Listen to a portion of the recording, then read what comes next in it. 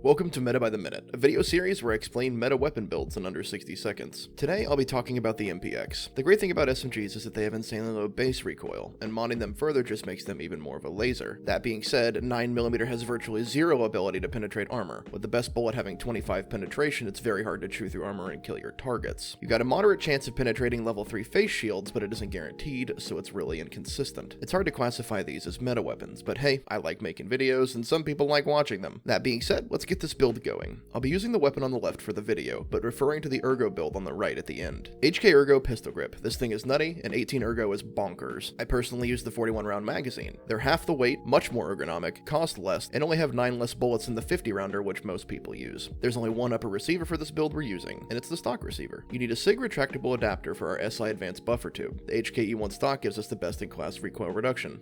Jizzle charging handle here, I'm not sure how you pronounce this, but it's free ergo, and the stock one gives you nothing. I personally like the hammer delta point on this build, but it runs beautifully with any red dot. As always, your optic is personal preference. Lancer OEM handguard, it's got great stats. Magpul rear sight is more free ergo. You cannot put a front sight on this handguard. Osprey 9mm suppressor, best recoil reduction, and it looks like a metal brick. I enjoy using the blue laser, but again, as with your optic, this is personal preference. RK2 foregrip for the recoil reduction. It's pretty great. And that's about it. But here's a little more info on the more ergo-centric build for those of you that are interested. Everything on the build is the same except the buffer tube, stock, and grip. Magpul PRS Gen 3 and the Colt A2 buffer tube. And here we're replacing the RK2 with the Fortis shift grip. The main reason I don't use this build is the horizontal recoil. While yes, this gun has zero vertical recoil most of the time, or it feels like rather, it does tend to sway a little bit on long sprays due to the higher horizontal recoil. That's why I go for the max recoil build. The more ergo-centric build here is fine, I just personally don't use it. I'll be sure to include a screenshot of this build and the itemized parts list down in the description. If you like me or my content, consider subscribing, giving this video a thumbs up, and maybe leaving a comment. It helps me in terms of analytics and trending data, which matters quite a bit here in the land of YouTube. I also stream almost every single day over at twitch.tv/JoshPoshTV, so swing on by and say hello. We'd love to have you. Links for that, Twitter, and Discord are down below. Big shout outs to all of you coming over and hanging out with us. It's awesome meeting everybody. From either here on YouTube or Reddit, you're all fun and great to talk to. Anyway guys, have a good one, and I'll see you out there.